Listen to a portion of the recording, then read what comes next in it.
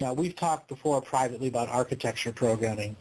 Yes. And architecture programming is one of those things that the system of domination and control can instill software into your liver or into your lungs or into your tailbone, and you would never know it no matter how strong of an I am presence you are who would daily clean your field.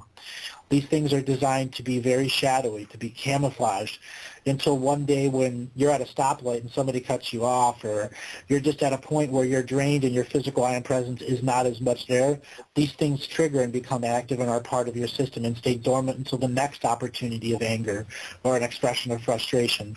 And then they trigger your adrenal glands to become overactive. And then you're caught in a cycle, repetitive cycle.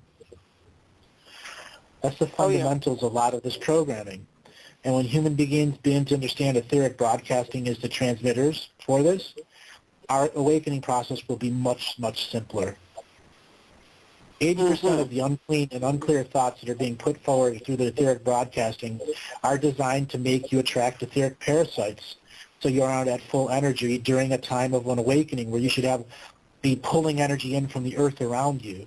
And earth will be recycling its infinite dream source, feeding all the plants and the animals, or the environment itself that's feeding our earth change, because we are in the birth moment.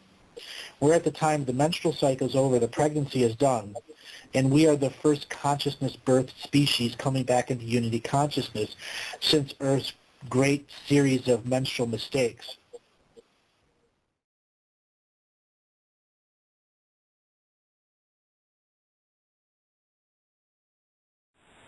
And so the creative process regenerates you.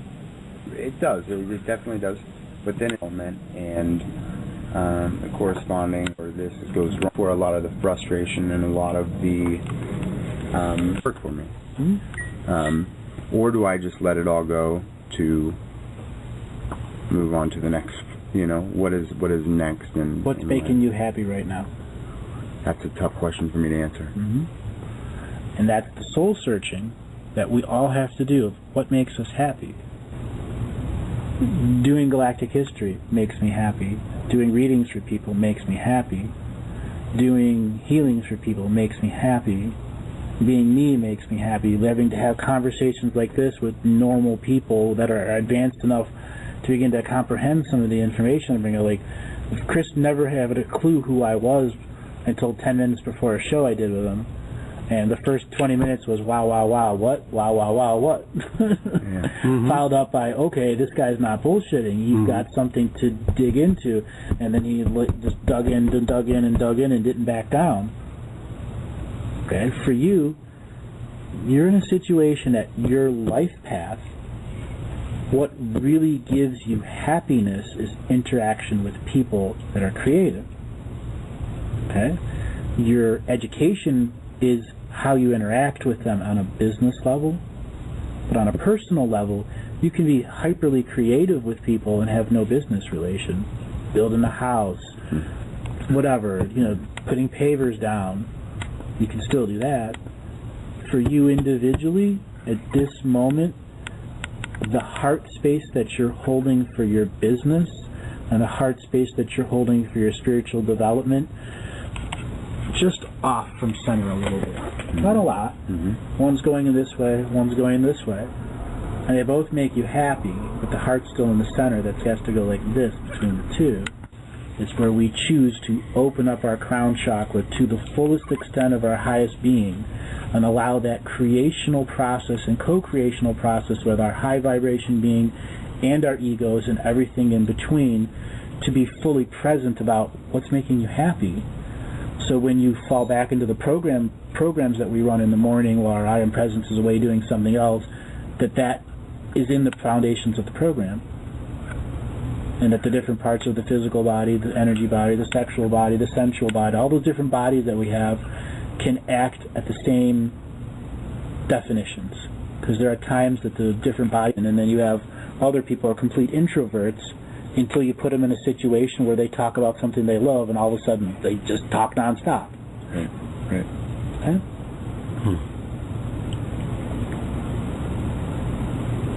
I call it adjusting the rudder of the boat of your direction. Okay? You're on a big ocean of awareness. If you're going towards some type of awareness, you have to be aware of what that awareness is. Let's say, you know, Hope's in there getting the stuff ready and unpacking over there. We don't need to be aware of that. There's people over there, there's people over there. For us, this little reality bubble is what exists here, unless you allow your awareness beyond it.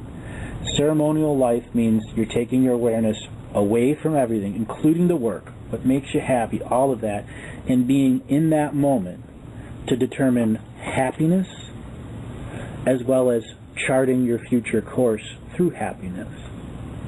And then honoring that with some type of ritual, burning of sage, offering of something to the land, so you remember that these trees, this bamboo, all a part of us too. These shells that we sit on, everything, the air, the earth, and giving that the same awareness, honoring it for its sharing of experience in this reality. That's what ceremony and ritual life is. So finding a hobby that's separate of your work that also brings happiness, I recommend that to everyone. Yeah, I used to have that nice, gardening was it for me. RC planes, something else. I mean, something where you just go out and be a kid again, honestly. Yeah. You can just... Yeah, it's a playful thing as well. Yeah. You know? You got to have that in your life. Yeah. You know, it's why it's one of the things I like about the Kung Fu, because it's so physical. Yep. It's fun. I go bike riding. Not only is it fun and physical, you're really learning something about your body. Oh, God, yes. Yeah.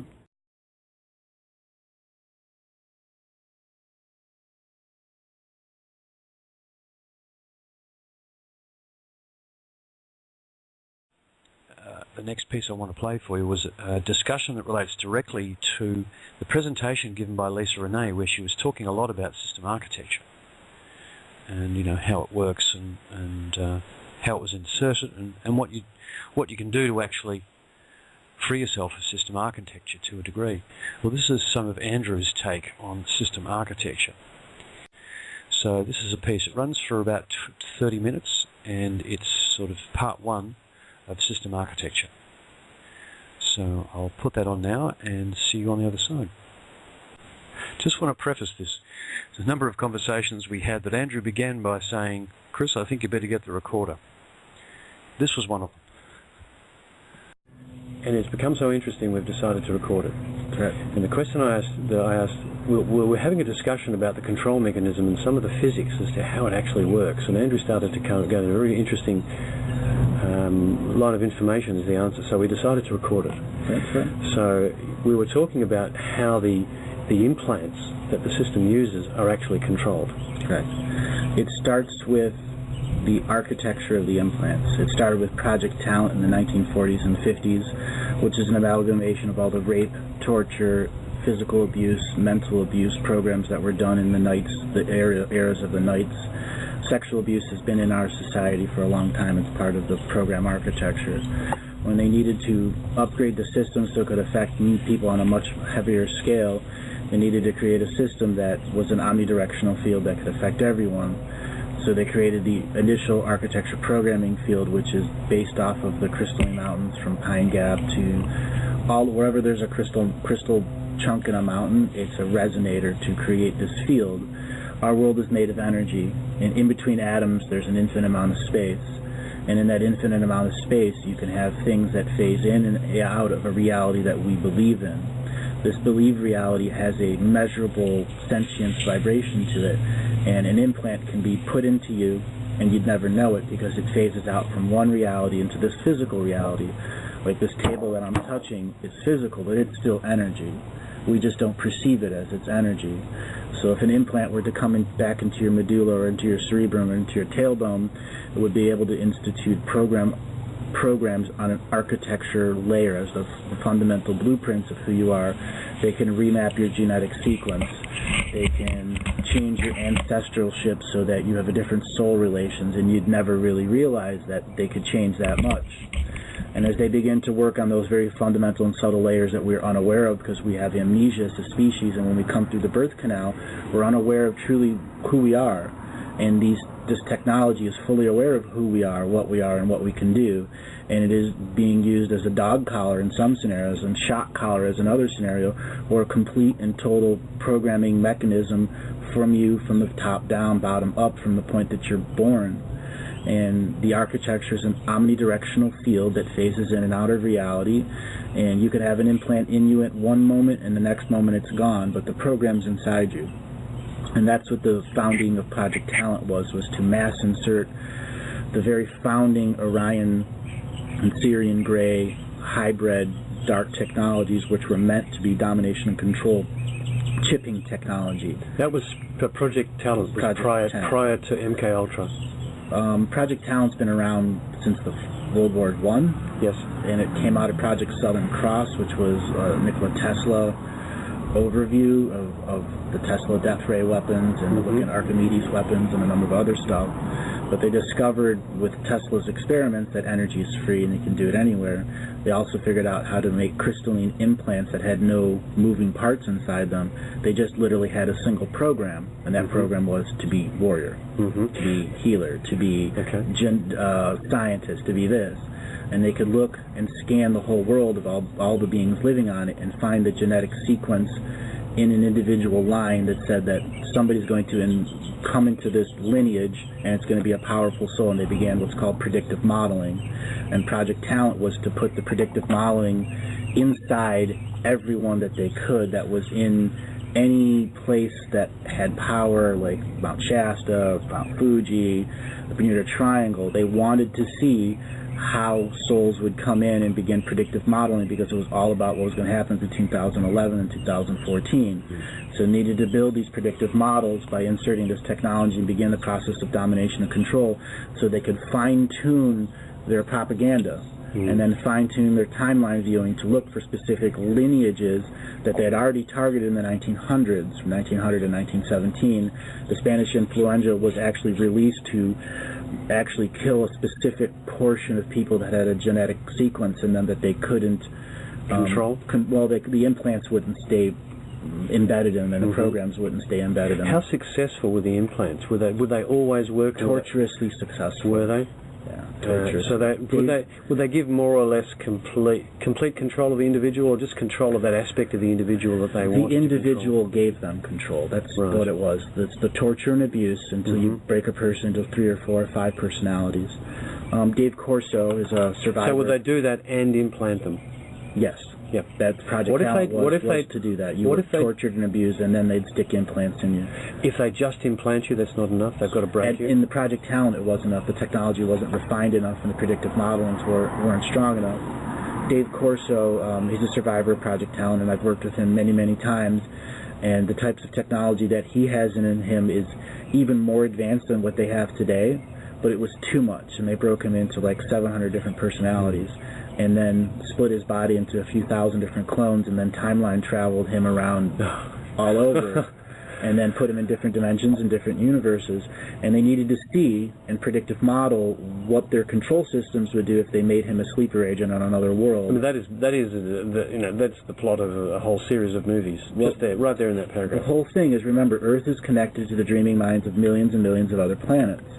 So if you give a person a belief structure that they go in, just like the Mars program is, if you give people a metal box with alien writing and say it's a jump room, they'll believe it and make it work. Yeah. It's the same thing with implants. They're trying to get us to make a belief system so that they use the conduits of Earth, which is the dreaming mind of Earth, which means you can mentally teleport yourself to the dreaming mind of another world and then solidify yourself there in a skin suit that's the same as another world.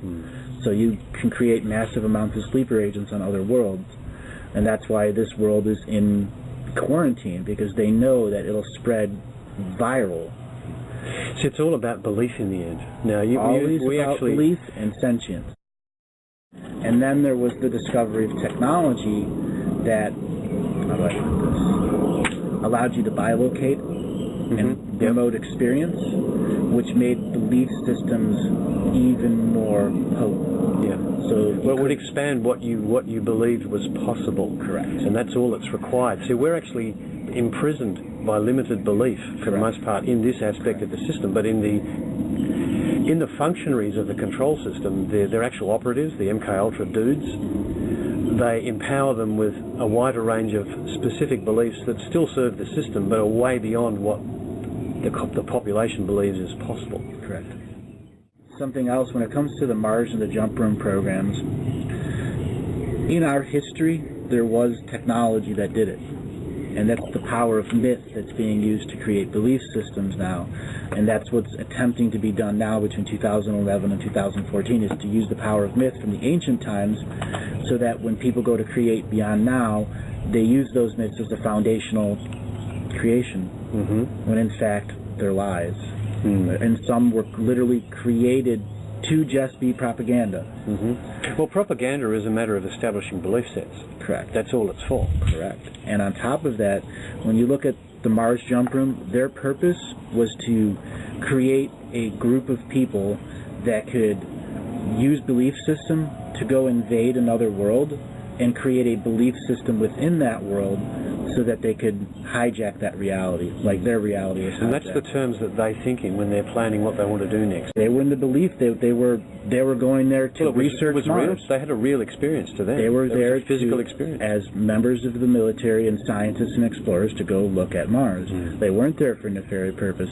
The people that were creating the experiment did that. They both appeared to have. They all appeared to have handlers, people with them who were from higher up in the system, if you like. Time travelers. Well, so they knew what was going on. They were just walking these people through a new set of beliefs. And they were time travelers. So you have to put that in there. When you expose children to timeline travel and to timeline technology, you alter their belief system on such a grand scale.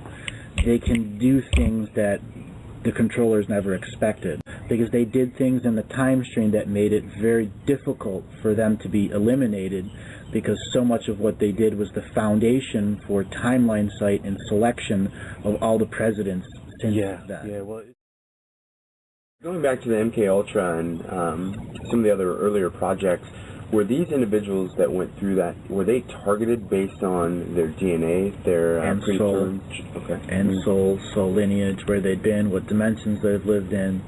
So did they have hardware that was necessary, at least initially, until the advancement of this technology?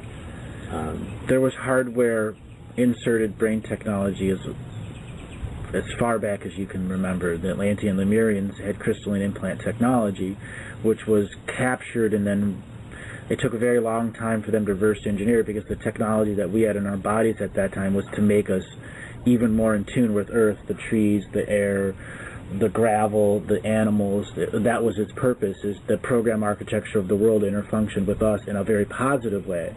And then they figured out how to reverse engineer it into a control and domination system. Again, it comes back to the skin suit technology in your body, that these systems can be put in there because there's architecture framework that says if you put this crystalline implant somewhere around the pineal gland, you'll be able to interfunction with your sentience. Well, what our DNA skin suit did was it took that crystal and put it in the third eye and broke it down to its most basic pieces, and then the third eye pineal gland was amplified and created, and that's what phased it out of reality. This new technology, they'll literally stick it into your pineal gland, insert programming, and then phase it back out of reality. Wow. And how do they stick it in there? What's the technique for putting it in? There's the complete and total XY axis on our world. That's the 40 control rooms that I've talked about. They're able to pinpoint where absolutely everyone is in the world now, what DNA structure you have, and make a genetic sequence of who you are, what soul families you live. Just like I describe where other peoples have lived, they have a very high accuracy rate of who you are, what soul you've been, where you've been, what experiences you've had. What role does somatic germline manipulation play or could play in the future, or is that even necessary to get some of these new upgrades or these new technologies? What do you mean by somatic germline in it? Is it a more to keep it kind of in reality, the ability to determine what color eyes you're going to have, how tall you're going to get, what is your muscle constitution, and that's kind of what it's been sold to the public as. Well, initially it was to extract disease or take out some of these. That's the propaganda of what geneticists and genetics are doing, and how they insert it into our television, our movies, And when it comes down to it, you physically can change your DNA at any moment in time. Absolutely. Yeah. Yes. Through your belief system, through your connection to the earth, through your connection to the ancestors. Epigenetics now, right? Andrew, going back to the subject of implants, what you're indicating is that are they at the stage where they could simultaneously implant everybody on the planet? Could they do that yet? No. And if they did, they'd lose. And that's why I asked about the germline manipulation, if you will, the ability to get us on board and be okay with going into the doctor and having our DNA or having a cesarean section instead of a natural birth, or letting your kids have vaccinations, because it's your belief system. They want you to believe and walk into it fully, because if they were to take over everyone, they would lose ultimately, because they don't have our consent to do all that. Yeah, it's abrogating free will on a huge scale to do that. Yeah, so that would cause a reaction across the universe if they did that, I presume. Or would it? No, it wouldn't, because the other universe would welcome it, because it would be their greatest mistake. And they know that they can't mass implant everyone. They know that. That's totally counter to their purpose. They want us to do it and to take the karmic hit for doing it out of our free will. Yeah, okay. They want to trick us into asking for it by the methodology of propagandizing it as a medical benefit, as Shane was just saying. So it's another trick. It's another trick. There are times where parts of your higher soul will come in and be in a line with your dreaming body as it's coming back into the human frame after an extended situation where you're trying to heal yourself in a regeneration chamber, and then the system's trying to mass dominate you because it's identified you in the future timeline as being somewhat of a threat, or somewhat of something that needs to be watched over, because your potential is changing so rapidly that they'll go and mass invest a large series of implants in your tailbone, the back of your neck, your feet, anywhere in your energy meridian systems, and they'll be dormant until you go through a sexual arousal stage, or a sensual stage, or a high energy stage where you're learning, and then they'll be designed by purpose to put you in depression, regression, or obsession, and then they'll phase out, and then you'll come out of that digression, obsession, and regression, and you'll get happy again and doing what you like, and all of a sudden they'll pop back in, and they'll keep you in that manic depressive state. I was going to say, manic depression. There it is. You know, we try and treat it with drugs, fluoride-based drugs, and it's just the implants turning on and off. And what the fluorides do is make it harder for your body to actually dematerialize the program architecture. So there's so much idea about there of what fluoride does. Fluoride is there to aid the transition of implant technology in and out of phased reality. So it's not for our teeth. I'm shocked. It's not for your teeth. It's not for covering up your third eye, because they want your third eye active. Well, that's an interesting point, actually, and that's counter to all of the dogma in the alternative media. They want it active because they can control us through it. So that's the trick. But look, that more and more it highlights that everything that we see publicly, and we did touch on this, Shane, before in the conversation too, is that the parts of the system we see publicly are not what's going on. The real stuff's going on in the background, and we just have to extend that to all the information that we receive from anywhere. Right. And that's where I'm at in my story, is the Akashic record is unlimited. The only thing that hinders me is physical time to be in the energy field to do it, and maintaining my life. Well, we've got 3 days after the conference, so let's just keep recording these conversations for 3 days. What role is HARP playing in all of this? That's initially what we started to talk about. HARP is a very wide range spectrum program. It's not just for weather control. Weather is our sentience in the macro form as unity consciousness that hasn't gone through the full conscious change. So our weather patterns of our Earth are the macro reflections of us going through the process of becoming in unity consciousness. So what HARP does is changes the weather pattern, so we are in more turning up the junk stage where we can't go inside ourselves. And then there are other people that are affected by the weather differently because they remember a time in their soul life where they were connected to the earth and connected to the ground and connected to the winds and the 4 elements and the nature and the dragonfly spirits and all of that. And now HARP keeps us away from reverse engineering unity consciousness in disunity. And the chemtrails are part of the mechanism of heart. And more. They're more there to blur the sky because there's a transparent layer with dots on it that make the sky look very different, the stars look very different. In our belief system, our beliefs are so strong that Gemini is this, the Big Dipper is over there. We've had how many millions of years of the precession of the equinox, which was created so that we have a belief structure that's encoded into that astrology is part of the control system. Absolutely, I've said that many times. Yeah, okay. But it has to have good in it for people to believe in it, just like the Bible. It has to have good in it. See, they don't care about the good in it. I honestly don't. They just want the propaganda because it was never about the in-between time. The in-between time is the hairball. It's the end time, where people's belief systems determine what they create and how many times Earth separates. It becomes when the population become consciously aware of the fact that they're co-creating everything. That's the point where they want to have their propaganda in position, ready to have its effect, which is to make us create the reality that they want. Correct. Okay, this is the ultimate trick then, to trick the entire collective into creating the reality they want, so they can keep feeding on us energetically. At a different scale, at a much higher scale. Yeah, because we'd be tuned to what they want, what they really want. And more than that, we would be going from like 10 volts to 1,000,000 amps. Because of the energetic shift that we're experiencing. And the belief shift. Yeah, so this is their end game. And they wouldn't be tied to the karmic repercussions because it's our free will decision, correct? Well, exactly. All they did was tell us some stuff to shift our beliefs, and we accepted their information as fact and manufactured the and that's results. what source streams are doing here in this reality right now. And as soon as we started having this conversation, my tinnitus kicked in humongously. So we started off this conversation talking about the technology of implants, and I don't know if we've mentioned on this recording the aspect of the control system that you were describing at that moment, which was the field that they create, which enables them to observe us and do things to us, using the space in between the atoms of the planet itself. Correct, as the omnidirectional field that's contained that our belief systems are contained in. There's an energy field around Earth that's our belief system. And that energy field is linked to Earth's energy field. And what they're trying to do with the technology is to separate us from the Earth mind. So they follow their own belief system. So we recreate Earth instead of we create Earth and Earth creates with us. Let's take that symbiotic relationship away. And they want to be directing this. They want to be the traffic cop that makes this relationship work their way. Correct.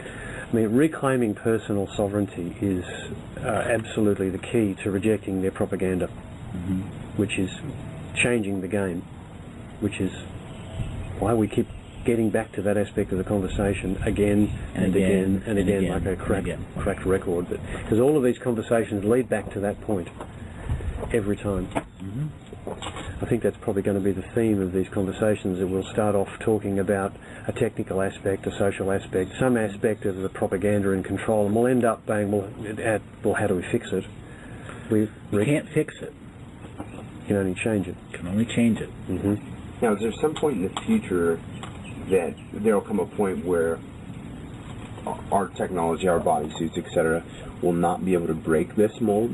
It'll be so powerful, and is that what we're... No, I don't think it'll ever, because it'll only be by our consent. Always by our consent. If we change our minds, it'll only take an instant to fix it. That's right. Let's not use the word fix, to make something new. Because even though, the message that we've been trying to put out on the shows is that we really need to create something new, because the old can't be fought. It can't be made better. It can't be made to work, because it was never made to work in our favour. We have to create your way out of it. That's right. It's on all levels. Well, we're back again almost immediately, because we decided there was a little bit of technical information we needed to put out there about the architecture of the implants. And Andrew, how the programs work, and how the programs work, and we wanted to actually get that down on tape so we don't have to actually go back to it later while it's in impression. You're asking, you created Visual Basic, and how does that relate into programming? So when they create a program, let's look at the two most basic programs that they want to insert into you at any time. The victim program, I am a victim, I am powerless, I am a victimizer. So what is a victim? Someone that allows things into their energy field that is greater than their belief system. What is a victimizer? Someone that inserts their beliefs into a person's belief system that they know is incapable or unable to have the free will to stop it. So the program itself is a set of emotional responses that are attached to your adrenal glands to put you in fight or flight. So when your adrenal glands are really high, you'll be aggressive and you'll be a victimizer. If you are in a victim state, your endocrine glands won't properly be producing and you won't have the awareness to stop something to come into your energy field. It's like if you're in a big crowd of people and you start all feeling their energy, it's because your endocrine glands aren't functioning right, your acetylcholine's not functioning right, and the chemical processes in your skin suit are in such a way that they're scrambled, and it makes it very easy for you to just be a victim. On the other side, a victimizer program, which is literally just manipulating your energy meridians so that you are in a high energy state, aggressive state, and fall into the archetype personality of a dominator. And there are people that are dominators but are humongously good people because they have good hearts behind them. And then there are people that are victimizers that have no heart behind them. And those people accept the programming at their heart level. And when you accept a program at your heart level because your belief system says that this world is concrete and glass and you eat cows and vegetarians are less than people, that's them in the program. If you look at the Fox News people, they're all Republican Christians, and you look at the MSNBC people, they're Democrat and pro-life, so pro-choice. Again, it's looking at the belief system that a culture has, and then creating foundational software that manipulates the culture, as well as the culture changes, so you can upgrade the victimizer software. And the software itself is created in a dream environment. So it's actually manipulating at gland level. Correct. To actually stimulate really basic responses to shift your behavior and your response to interacting with the people around you. So you'll tend to be aggressive. They just turn on the right hormones to make you aggressive. Correct. And you follow that habit pattern, which is implanted into you in a dream environment. So they use the dream environment to make further suggestions to you about how you should behave. Which is why they created the sacred geometry cities to trap you in the dream so that they can make you'd be very susceptible to those programs and implants. We have no idea what a free world would actually feel like to live in. What is free will? No, a free world. And what is a free world? Well, a world where there isn't one of these domination systems in play. Does that exist? Yeah. Not here. Not right now, not at the moment of this recording. No. But it does exist on Earth. In all of us. Because we're already there. Timeline genocide is what created this paradox disunity reality. And until we resolve our paradoxes, which is why we're in disunity, why we're in domination and control, why we must go through every aspect of separation of source at the galactic level, separation of source at the universal level, and separation of source at the planetary level, separate on the source at a human level, even in your local environment. Oh, look, I've spoken about division many times now on the radio. It's all by division. Yeah. And when you divide on all of those levels and all of the scales, it's only the individual I am presence that can make any change. And when the I am presence is stuck in software programming, because we give away our free will to it, you're in a state where people won't do anything. They'll just follow the materialism, consumerism program that's put in front of them. And then you have people that are light workers or grid workers or something else, and they're following their own program. And then there are programs that are created for light workers or for dark workers to make them create factions and divisions, because inside their DNA they're incarnating into these old factions that were created to bring Earth back to its original timeline, before timeline genocide. So you have a tremendous amount of things working against our regaining of unity consciousness, because we started as a unity consciousness species, and it was taken away step by step by step by step until the last fall of Atlantis. Where there was no unity conscious species left. The interesting thing about it is that we can take it back in an instant if we act in unity consciousness. All of the steps they've taken can be instantly removed when we reach that. Just like me dumping out the water out of a cup. Yep. And that's reality. That's reality. So when you talk about the activation of chemical processes that lead to our response mechanism, at what point did they realize that they could do so with food? When you're overeating carbs, your adrenal gland will recharge faster or burn out faster. If you're, depending on your genetic makeup and the soul lineage you are, if you're eating certain types of foods will trigger spiritual responses, which will make you high energy, which will make you target in the dreamtime world to be a battery for them to go and drain more. Because that's also part of the architecture, is your energy for them. You're a battery for them. Just like in the Matrix in the beginning, where he wakes up and there's thousands of tubes. That's a very accurate, soft disclosure, but not physically. We are energy to them because we're an energy planet. We have a physical reality, and our energy is based off of our free will to be incarnated into a body. And when we begin giving away our free will, because we expect to be a symbiotic relationship with the planet, and then they have this facade that is creating the separation of two worlds. So you're not symbiotically related to your planet anymore, you're individually related to yourself. And once you're related only to yourself, you fall into the programs.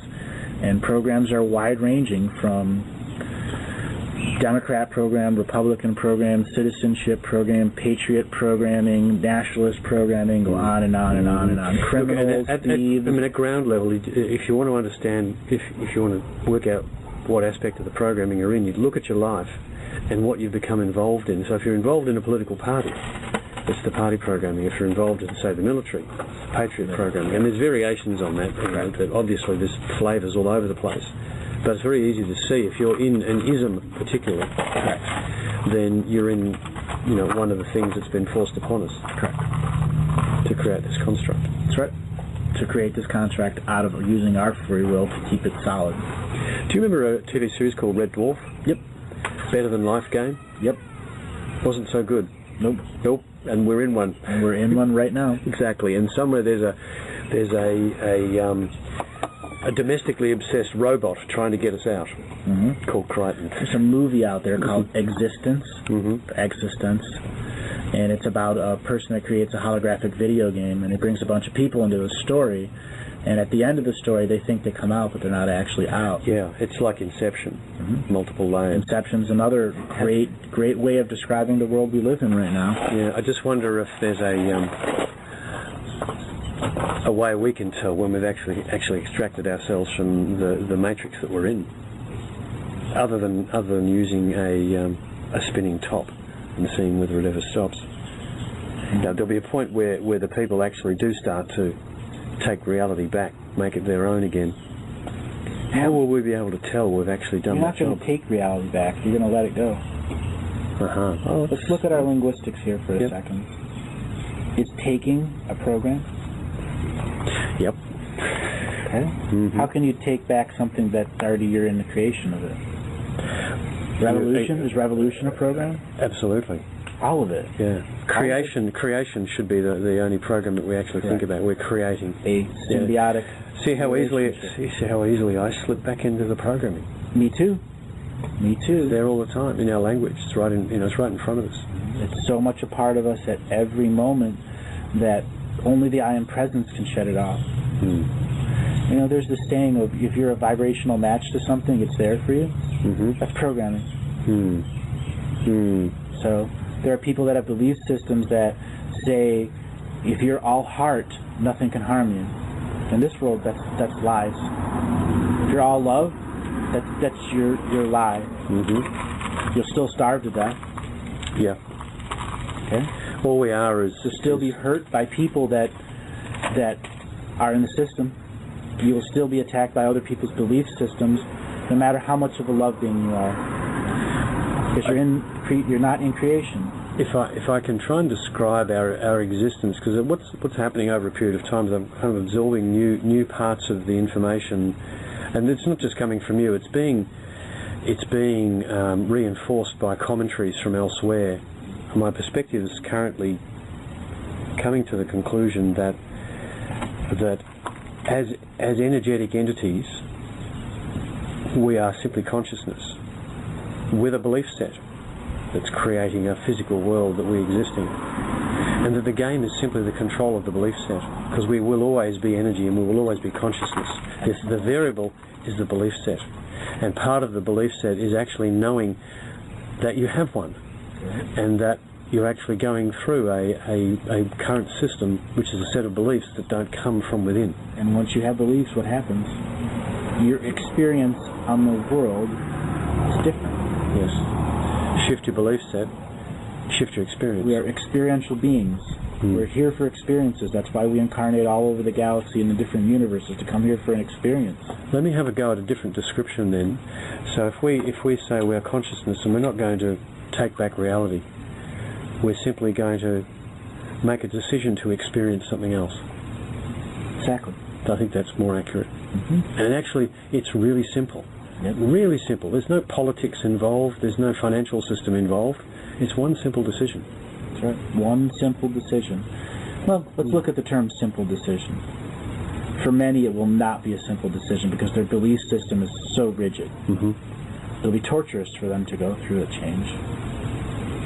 Absolutely. And now they'll need to be embraced by the old earth as they go through the change in vibration. And the raise of vibration, part of the vibration.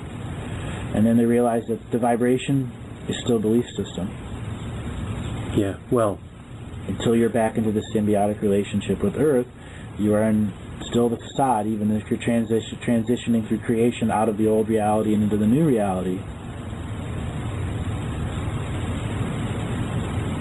Yeah, tough one. You have to think about that one. Yeah. We're always creating our own facades, even in creating our way out. Well, to exist in physicality, we have to create a facade. There's an avatar involved and an environment. There's the skin suit and the scene. And then there's the other beings that are interacting in that particular game at that particular time. The metaphor they're using to build what we call computer games is exactly the same. You know, there's a programmer that sits there and creates a reality. And you engage in the game by agreeing to behave as an avatar in a certain way in this scene. And there's a constructed game, and it's fun, and you can make up your own to an extent. But you can never make up your own completely because it's a programmed environment. Now the difference here is that we could do anything. There are no limitations. Absent limits is a really, really useful term. Absent limits. Absent limits. Once you get that to the deepest part of your consciousness, let it sit there and stew. Yep. Because it switches off all the programming ultimately. No, it doesn't. Switch off the programming. Well, that's it just makes you aware that the programming is what limits you. My experience because I've been pondering on the absent limits thing since Heather brought that forward, because she's the first one that I heard that used the term. And there's those pesky sprinklers firing up again. Turn off. I've progressively been applying it to, okay, if I'm running up against a problem, I'm learning to recognizing that it's a limitation that's been set on me, and the term absent limits comes to my mind, and it helps me to process the fact that I'm trying to get past some programming ultimately. It's simply I'm kind of using it as a tool with which to attack. See, the word I use, attack, to process, it's as good as any, process the situation in a fashion that is appropriate. I'm trying to be really careful with words here because every word is laced with so much programming. You have to use really neutral language. Isn't that interesting? Absolutely. So coming from the neutral is going to be one of the ways that we will successfully process the situations that we're in and realize the aspects that are being presented to us but actually aren't from us, that we can actually make a different decision about and have a different experience as a result of. Absolutely. And as you rightfully said, it's going to be torture for a lot of people because of the belief sets have been with them their entire lives and completely ingrained in what they believe, what their reality is day to day. Let me give a little example of changing the belief systems on my personal level. What's gone on for me in these last 11 days, 10 days, 9 days, 5 days, is a belief system that radio was the way to get it out. Video was the way to get it out.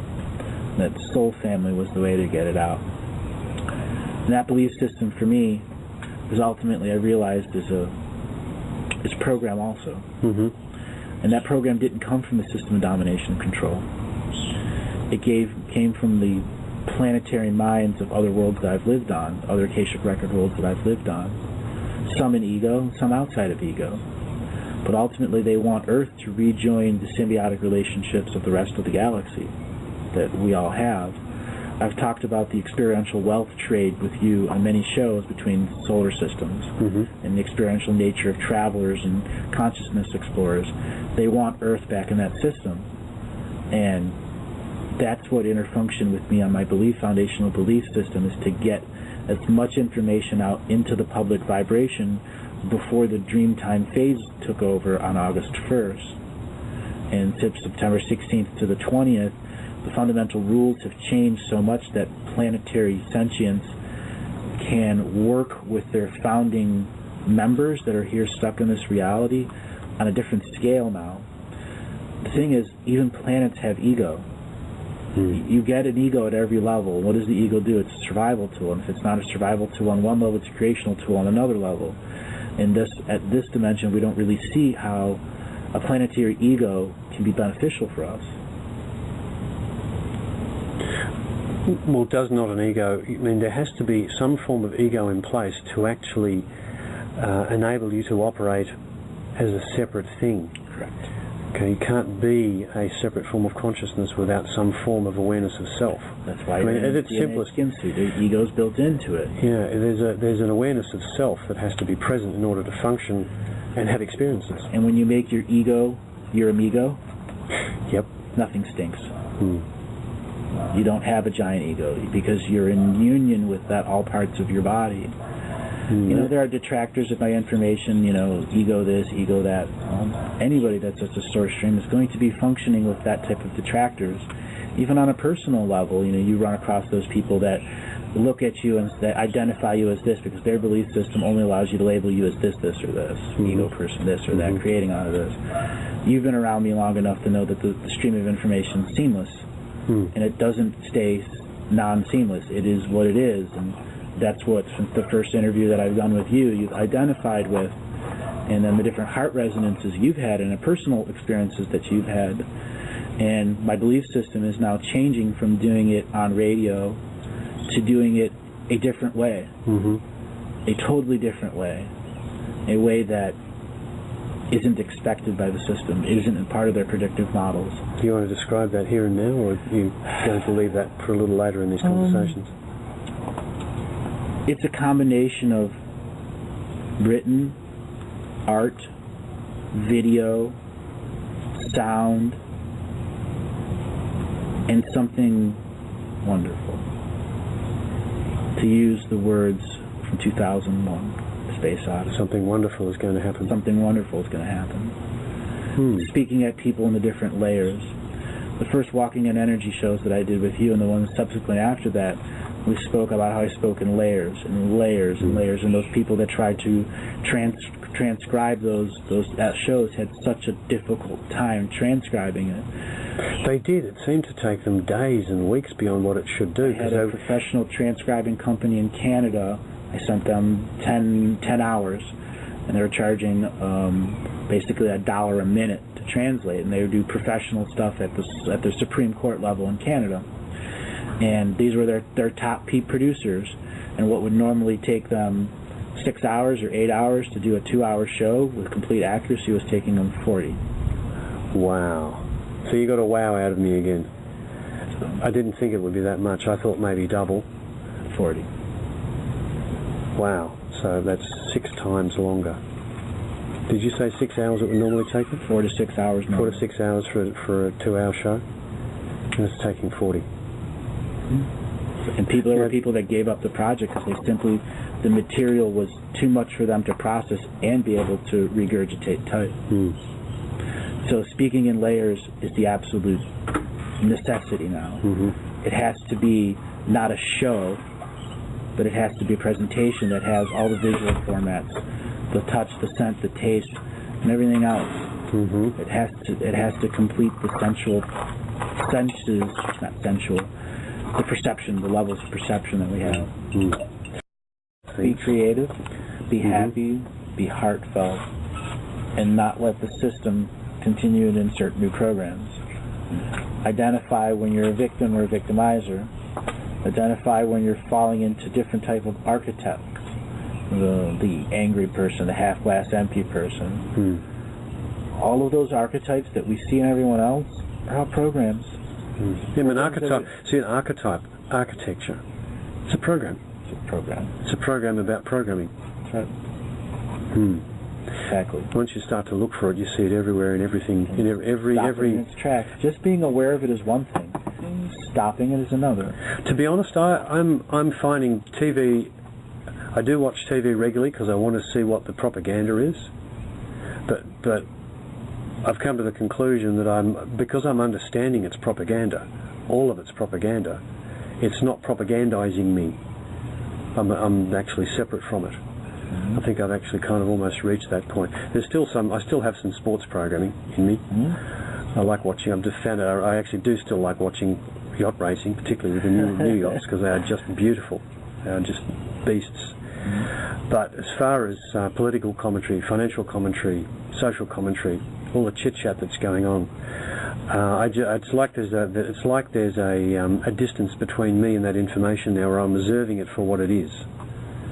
And it's taken a while to get there, but these conversations have been pivotal in allowing me to actually get to that place. And it's really good that we're having this, because our radio audience are really important, because they have an understanding so far beyond the rest of the population. They are pivotal in taking it into the next phases. And they're the ones that are the new leaders. They are the new leaders, and the only way they're going to find that out is if we keep reminding them of that. Right. And because they only have to look around at their level of understanding. And this is not egoic. This is simply the way it is at the moment. They are in a position to do great good with the information. And I'm making a judgment here. This information good, other information bad. It's just information. What reality do you want to experience? Exactly. I'm trying to get back to that neutral again. What choice do you want? What choice do you want? It's like one of those infuriating movies. I used to find them infuriating, where the guru would turn up and he would only ask one question. What do you want? Came out in Babylon 5. There was a character wandering around who was saying, who do you serve? Who do you love? What do you want? What do you want? Now, actually, there was two characters wandering around. There was one presented as a good guy who was saying, who do you serve and who do you love? Another one wandering around saying, what do you want? Big difference in there. Big difference. And he was representative of the group called the Shadows, who were going about managing younger races in a rather vicious fashion, because they felt that was the way to do it. There was a difference of philosophy between those guys and the Vorlons, who were presented as angelic, who were wandering around trying to get people to actually... That shows off soft disclosure. All of it. And if you haven't seen it yet, have a look at it. Special only effects. 4 seasons, or 5 seasons. It was 5 seasons, and it was a complete story in its own right. Very engaging. Outstanding series. There's so much information in it. It's one of those things that and Inception should be watched by everyone. In fact, you should probably prepare a list of soft disclosure movies that you recommend everyone catch to make sure that they've got all the good ones. 2001: A Space Odyssey is soft disclosure. What about 2010? How did you feel about that? Soft disclosure again. Yep. But it was in a soft disclosure at an attempting of a different belief system. It had a different feel to it. It was trying to put us into a different belief system. Because at that point, one of the desires was to bring us back into interstellar commerce as a truck driver species. Yeah, functionaries. And then they can mine the best souls out of us, because the ships that they need psychics to make them work. That was very fascinating. It was all about the psychics. Interesting, wasn't it? And the fact they talked about a big kill-off of psychics earlier in their history. Well, it sounded to me like the Inquisition carried out by the Jesuits a long time ago. So, well, we're all here again, and you wanted to ask that. Did you want to? No, I was just going to regress 1 second. When you're talking about still watching television and keeping up with the propaganda, when you have a response mechanism, let's say frustration, are you operating at that point on your new software and understanding, or is this because we still have emotional responses too? Yeah, I have to say it's not yet complete. it's a work in progress, because there are things that make me angry still, and they really shouldn't, because, now, I tell you what makes me angry is the physical suffering that all this stuff generates. That'll probably always make me angry. Absolutely. I know Hope's sitting over there with a... Oh, yeah. Frustration and hesitation are a program. An actual foundational program that they created so that we would stay separate of ourselves. Hesitation is doubt in many different forms. Frustration is angst, happiness, and sadness all interjumbled together so that you can't go into yourself to find an answer to the question. Frustration is something that pops up for me every now and then, but I've recognised the thing that disturbs me is actually that these people, to them, it's a reality. They're having an experience. I don't want to actually negate the experience they're having, because to them it is real and they're expressing it. But, you know, I've become aware that around Andrew, the system is actually muddying the water continuously. It's happened to everybody that's around this particular block of information. I feel Andrew as a, you know, lightning rod at times. Well, yeah, that, but you are, you know, you are the Akashic in my mind. You know, you're actually starting to embody not just, that's not the word to use. You're starting to embody it like a living library of information. And you know, there's also the human Andrew. You know, there's sort of two aspects going on there, and I think you're extremely aware of that, because it's the way that you work. That's right. It's the only way I can live here. But I think others are viewing you, trying to. I think it's probably the Saviour program kicking in, where the Saviour, they're looking for someone to come and have all the answers to all their questions and resolve their lives. And I'm doing whatever I can do to reject the Saviour program being inserted into me. Yeah. For me, I'm at a point where this event is very big, not for me, for the world. Not this one event, this day. This day and tomorrow and Sunday is when we as human beings get a chance to express our vibration at a point where the system is barely in the green energy. It doesn't have enough energy coming in to pay for its standard upkeep of its systems. So it's going to have to go in the negative over the next few days, and then it's going to have to draw out of us. And that's what that shooting in Washington, D.C. is. They needed energy. They needed a bill to pay. Well, they've been doing, staging minor events like that continuously now for a month and a half. Shootings, you know, the thing in Africa, in the mall, that generated quite a lot of fear. You know, there was enough Westerners involved in that. Notice they didn't attack a marketplace, they attacked a Western mall, so the Western media would pick it up. Right. And it was a really obvious ploy. But yeah, you think they'll continue to stage as many of these minor incidents as possible? Absolutely, because they have to pay, the system has to pay its bills. At about 30 minutes in, my ears started ringing, and it actually happened 4 times, and it was the longest my ears have rung ever. I actually got a little freaked out about that. I've never experienced that. You had something to say about ringing ears a couple of shows ago. High vibration entities communicating. Your ears are tuning to that vibration so you can be more aware of their presence. Was there a difference between tones in the left ear to the right ear? Well, this is in my left ear. This is actually left back, almost left center. So, when you get that, it means it's activating a particular part of your brain to determine if the awareness you is fully there. And when you have the ear ringing, it's to remind you have to be there for the presence, to have communication. And it'll start this chain reaction of electrical impulses that'll go all over your brain. So the left and the right brain, you can begin to fire in a proper sequence, and then you can actually have a full multi-dimensional communication. So it's a process. Other than the other, I don't think it was an attack in any way, shape, or form. But no, I felt fantastic. Scalar weapons will do similar things. They'll just, instead of going after the ears, they'll go right to the brain to trigger a reversing pattern. So you can't have multidimensional communication. For you, it was clear you were getting activated for high vibration communication. There's a tremendous amount of high energy spirits that are protecting. Tremendous, thousands and thousands of them. Do you perceive them directly at all? I experience them. So I know they're there, and I know they're there in mass, and they're not there to be seen. They're there to just hold space and to not interrupt with anybody's experience of the collectivation. They're there to hold space for safety and security of those minds that may be worried about safety and security. So that layer of architecture is removed during that time of that ceremony. I just realised that my tinnitus was off during that whole period of time, and it's back on now. So there you go. Getting weird, folks. That's right.